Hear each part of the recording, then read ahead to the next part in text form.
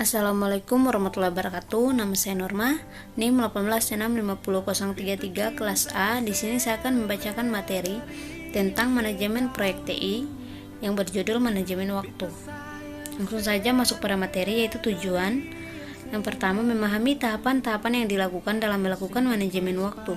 Yang kedua, memahami input yang dibutuhkan dalam tiap tahapan serta output yang dihasilkan dari tiap tahapan. Yang ketiga, mengerti dan memahami cara membuat dan menganalisis atribut aktivitas. Yang keempat, mengenal berbagai alat yang dapat digunakan untuk melakukan manajemen proyek, khususnya Gantt chart, PERT, dan CPM. Yang kelima, mengerti penggunaan Gantt chart, PERT dalam melakukan pengendalian pelaksanaan proyek. Kemudian definisi.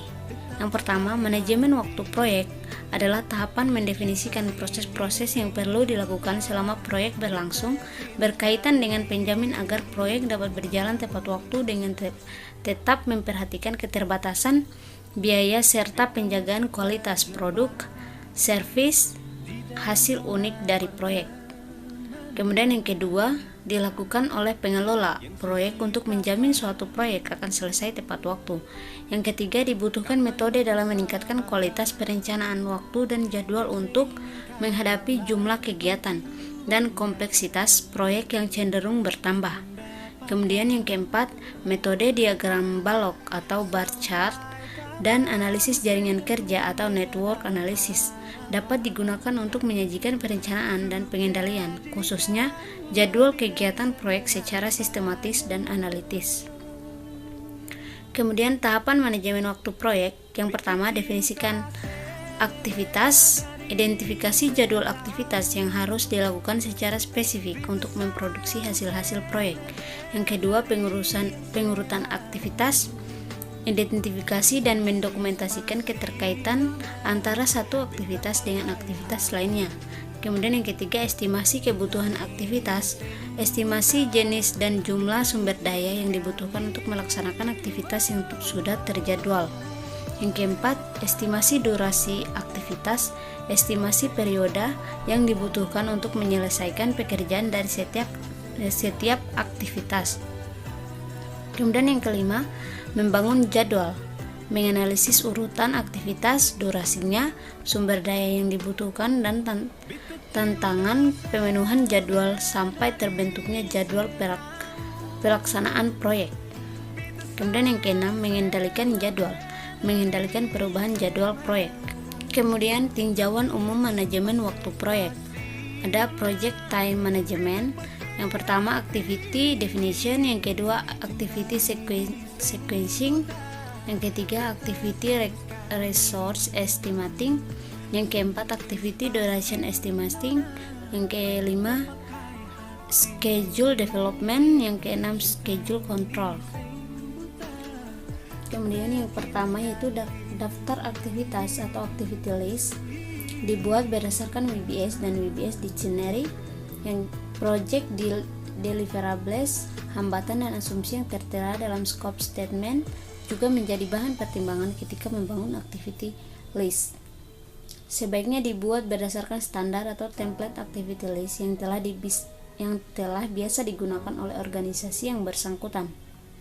Kemudian atribut aktivitas. Informasi yang terkandung dalam atribut aktivitas antara lain yang pertama, identifikasi aktivitas, kode aktivasi, deskripsi aktivasi, aktivitas pendahuluannya, aktivitas yang mengikutnya, relasi logis antara aktivitas, hal yang mempercepat dan yang mungkin memperlambat aktivitas, sumber daya yang dibutuhkan, tantangan dan hambatan serta asumsi.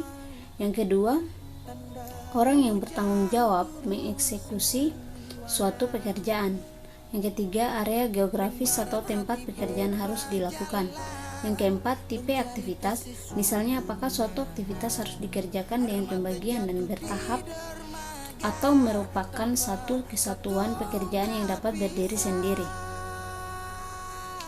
Kemudian milestone list, daftar peristiwa yang menjadi penanda selesainya suatu pekerjaan, misalnya tanggal, produk yang dihasilkan, laporan, dan sebagainya. Berguna dalam monitoring kemajuan proyek. Kemudian yang kedua, urutan aktivitas dapat digambarkan dengan berbagai diagram antara lain. Setelah mendefinisikan aktivitas proyek, langkah berikutnya adalah membuat urutan aktivitas yang merupakan detail dari WBS, detail description produk, asumsi dan batasan-batasan untuk menentukan hubungan antar aktivitas. Terdapat 3 aturan dasar dalam menyusun urutan aktivitas. Yang pertama, network diagram dan critical path analysis. Yang kedua, precedence diagram. Kemudian diagram jaringan proyek atau project network diagram merupakan alat bantu yang biasa digunakan dalam menyusun urutan aktivitas, atau dapat juga disebut skema yang menunjukkan hubungan logis atau urutan aktivitas-aktivitas proyek menggunakan AOA atau Activity on Arrow atau ADM Arrow Diagramming Method.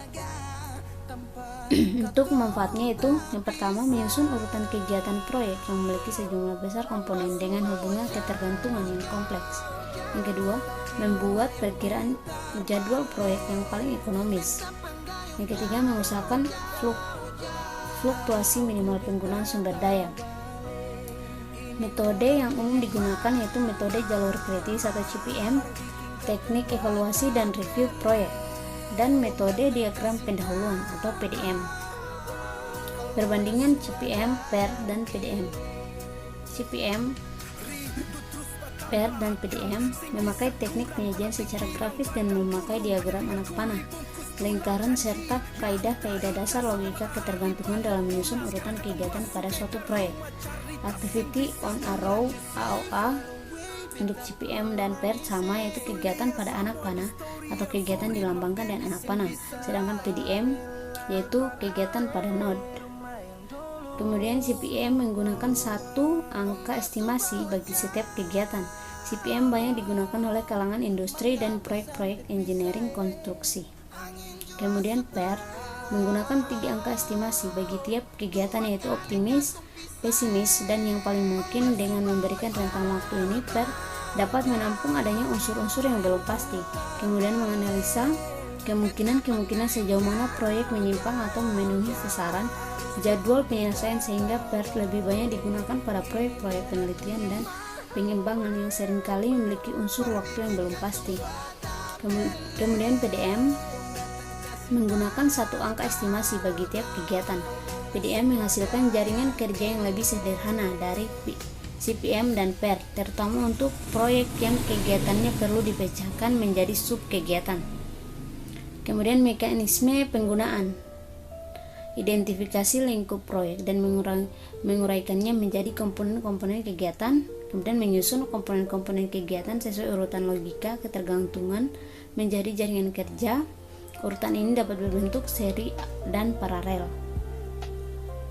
Kemudian memberikan perkiraan kurun waktu masing-masing kegiatan, identifikasi jalur kritis, float, dan kurun waktu penyelesaian proyek. Kemudian yang terakhir, meningkatkan daya guna dan hasil guna pemakaian sumber daya dengan menentukan jadwal yang paling ekonomis dan meminimalkan fluktuasi pemakaian sumber daya. Kemudian Arrow Diagramming Method atau ADM disebut juga Activity on Arrow AOA Project Network Diagram. Activity direpresentasikan sebagai tanda panah, node atau lingkaran sebagai penanda awal dan akhir sebuah aktivitas, hanya dapat menunjukkan ketergantungan dari awal ke akhir. Untuk proses membuat diagram AOA, tentukan semua aktivitas yang berawal dari node 1, gambarkan node akhirnya dan tanda panah yang menghubungkan node 1 dengan node akhirnya. Tulis huruf atau nama aktivitas disertai estimasi durasi yang dibutuhkan pada tanda panah yang berkaitan. Diagram terus digambar hingga semua aktivitas tercantum pada diagram, termasuk ketergantungan suatu aktivitas dengan aktivitas lainnya. Lanjutkan menggambar network diagram dengan cara menggambarkannya dari kiri ke kanan. Perhatikan node-node yang diikuti oleh 2 atau lebih aktivitas, atau sebaliknya satu node yang didahului oleh 2 atau lebih aktivitas jika perlu digabungkan atau dipisahkan.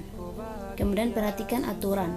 Semua tanda panah harus mengarah dari kiri ke kanan dan tidak ada tanda panah yang saling berpotongan. Kemudian activity on arrow atau AOA, kegiatan digambarkan sebagai anak panah yang menghubungkan dua lingkaran yang mewakili dua peristiwa.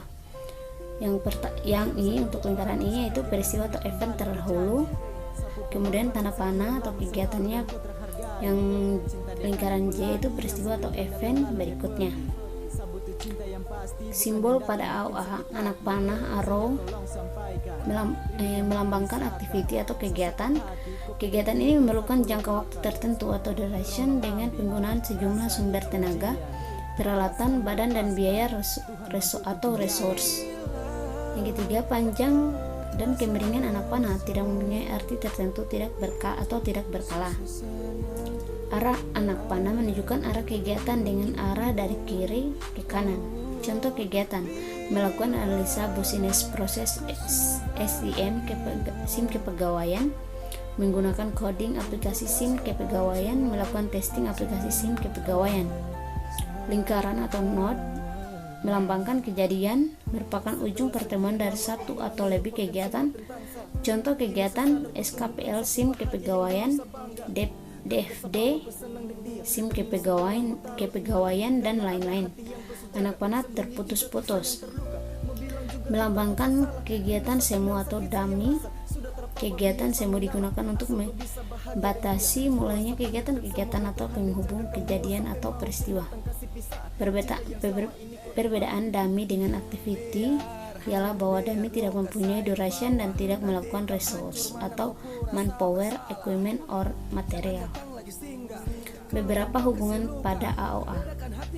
Pertama, kegiatan-kegiatan apa yang mendahulunya, kegiatan-kegiatan apa yang langsung mengikutinya, kegiatan-kegiatan apa yang berjalan bersama. Hubungan ketergantungan antara kegiatan. Yang pertama, kegiatan B mulai setelah A selesai. Yang kedua, kegiatan B dan C dapat dimulai kalau A selesai atau kegiatan memencar. Yang ketiga, kegiatan C dan D dapat dimulai setelah kegiatan A dan B selesai. Yang keempat, kegiatan C dimulai setelah A dan B selesai. Kegiatan D dimulai setelah B selesai atau kegiatan dengan satu dummy. Beberapa ketentuan umum penggunaan AOA: harus jelas dan mudah dibaca, harus mulai dari suatu kegiatan atau event dan diakhiri pada suatu kejadian. Anak panah digambarkan dengan garis lurus atau boleh garis patah, akan tetapi tidak boleh garis lengkung. Kecuali dalam hal khusus, panjang anak panah tidak ada kaitannya dengan lamanya kurun waktu. Harus dihindari perpotongan antara anak panah. Tidak boleh ada dummy atau yang tidak perlu. Nama kegiatan ditulis di atas anak panah, durasi kegiatan ditulis di bawah anak panah. Dan yang terakhir itu satuan waktu yang digunakan, satu jenis, jam, hari, minggu, bulan, dan lain-lain. Contoh AOA activities on arrow network, diagram untuk proyek X seperti digambar. Nol yaitu titik simpul mewakili aktivitas, tanda panah yaitu anak panah mewakili kejadian. Contoh AOA, yang pertama, lintas jalur kritis AE, masa proyek 8,10 yaitu sama dengan 28. Lintas AC, DF maupun BE tidak kritis karena waktunya kurang dari 28. Kemudian activity on node atau AON atau precedence diagram method atau PDM. Activity on node ialah terminologi manajemen proyek yang umumnya diterapkan pada metode PDM. Aktivitas direpresentasikan oleh kotak-kotak. Tanda panah menunjukkan relasi antar aktivitas. Lebih populer dibandingkan ADM dan banyak digunakan dalam manajemen proyek perangkat lunak. Lebih baik dalam memperlihatkan berbagai tipe. Berarti kegiatan A, tanda panah kegiatan B. Simbol pada AON, kotak atau node, melambangkan aktivitas. Setiap aktivitas harus memiliki nomor identifikasi unik. Contoh aktivitas: melakukan analisa business proses SIM kepegawaian, melakukan coding aplikasi SIM kepegawaian, melakukan testing aplikasi SIM kepegawaian. Kemudian anak panah atau arrow, panah-panah di dalam jaringan mengidentifikasikan pendahuluan dan alurnya. Panah dapat bersilang. Contoh, Setelah aktivitas analisa business proses SIM kepegawaian selesai, maka aktivitas coding SIM kepegawaian baru bisa mulai dilaksanakan atau finish to start. Anak panah terputus-putus melambangkan kegiatan semu atau dummy. Kegiatan semu digunakan untuk membatasi mulainya kegiatan atau penghubung kegiatan atau peristiwa. Perbedaan dummy dan activity ialah bahwa dummy tidak mempunyai duration dan tidak memerlukan resource atau manpower, equipment, or material. Kemudian aturan dasar pada AON, yaitu jaringan biasanya dari kiri ke kanan.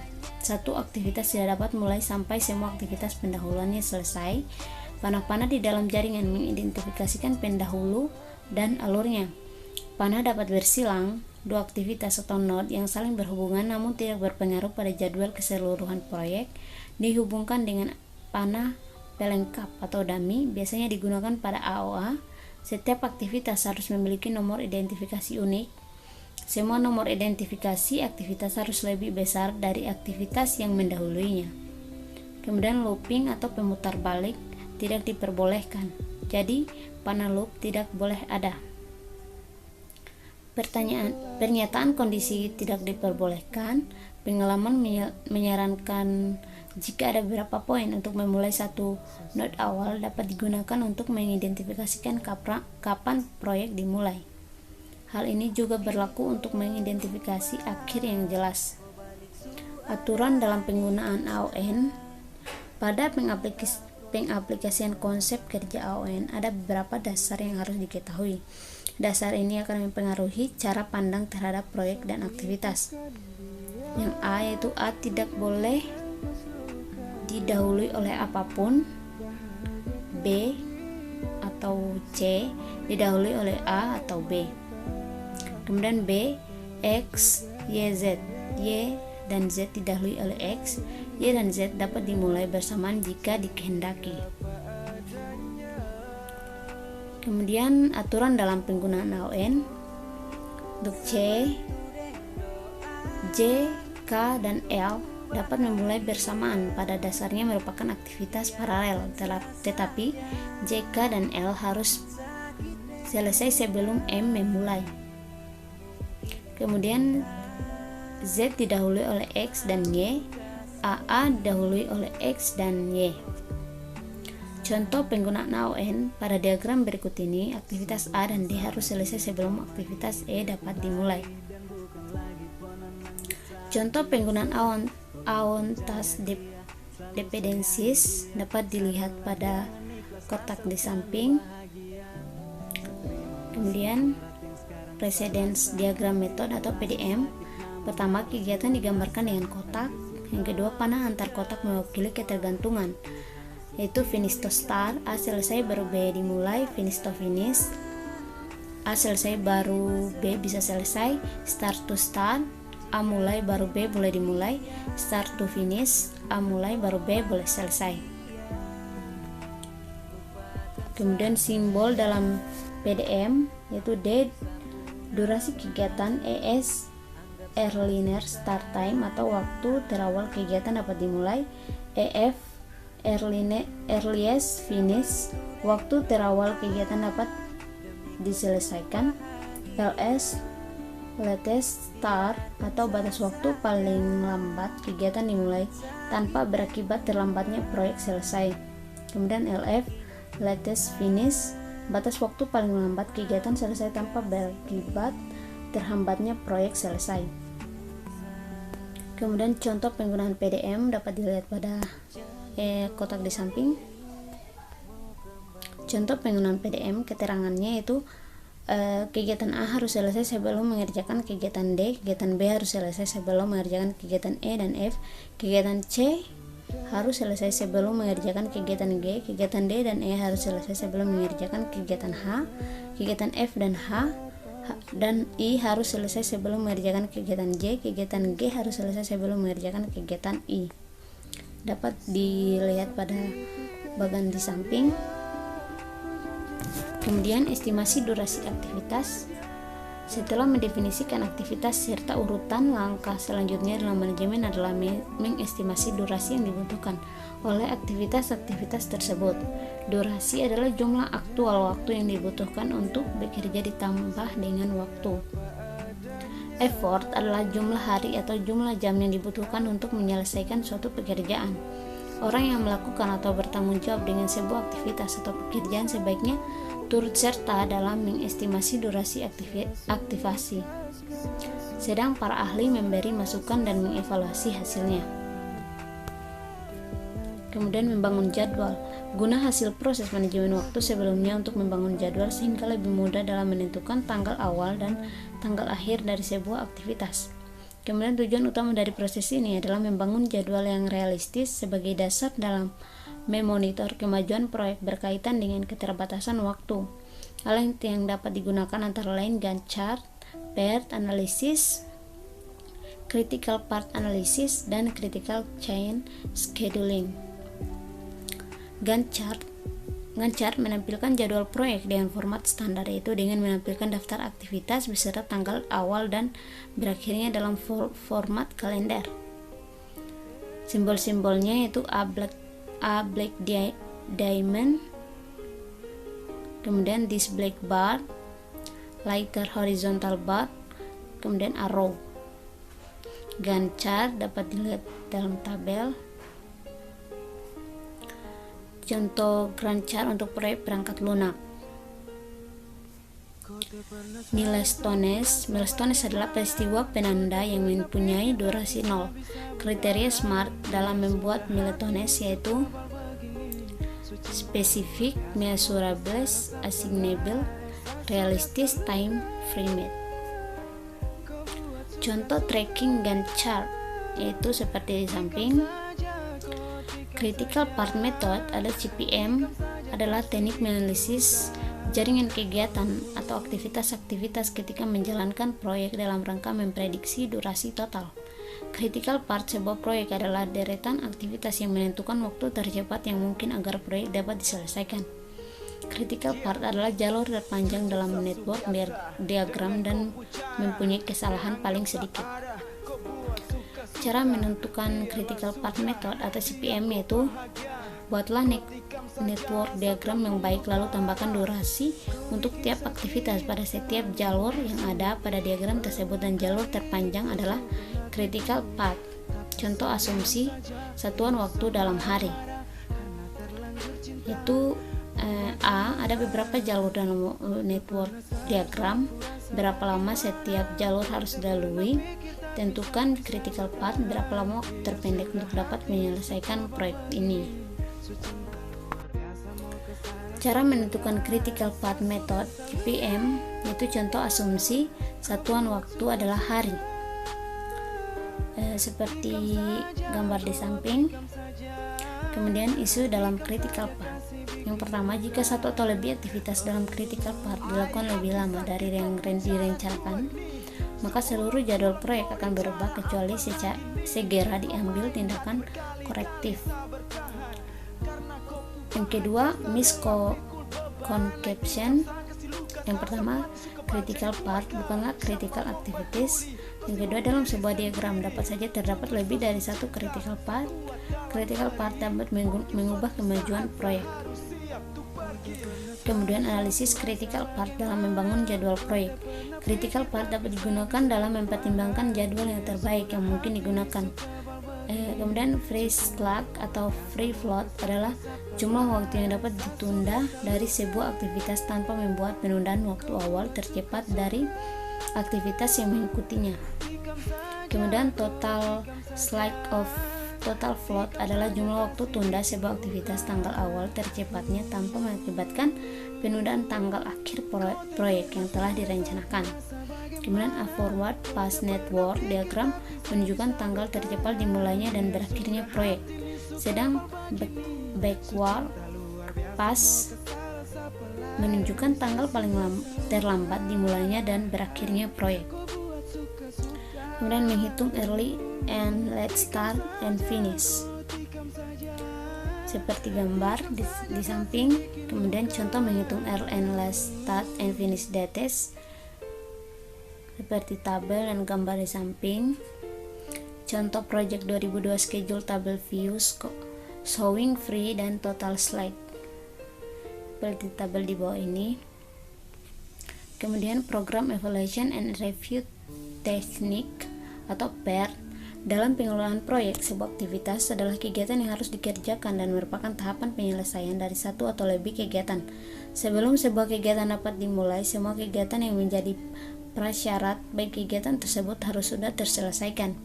Diagram PER memiliki dua komponen utama, yaitu aktivitas atau activities dan tonggak event atau acara milestone. Kedua komponen ini ditandai dengan busur dan titik. Aktivitas digambarkan pada busur dan milestone digambarkan pada titik atau lingkaran. Kemudian PER Techniques Analysis Network diagram yang dapat digunakan untuk mengestimasi durasi proyek, di mana terdapat ketidakpastian yang tinggi mengenai estimasi durasi aktivitas individual. Kemudian PER menggunakan estimasi probabilitas. Waktu yang digunakan berdasarkan estimasi durasi aktivitas optimistik, most likely, dan pesimistik. Contoh yang sangat sederhana dari sebuah diagram PER yaitu yang pertama, aktivitas digambarkan oleh busur dan diberikan kode A, B, C, dan seterusnya sebagai simbol kegiatan A, kegiatan B, kegiatan C, dan seterusnya. Busur juga diberikan keterangan berapa lama perkiraan waktu yang dibutuhkan untuk menyelesaikan kegiatan yang bersangkutan. Sedangkan milestone digambarkan oleh titik atau lingkaran yang diberi nomor kode yang naik berurut dari awal hingga akhir diagram. Penomoran dengan kode 10, 20, 30, dan seterusnya bertujuan untuk memberi ruang apabila kemudian diperlukan penambahan kegiatan di antara masing-masing titik. Misalnya di antara titik 10 dan 20 akan ditambahkan titik 15.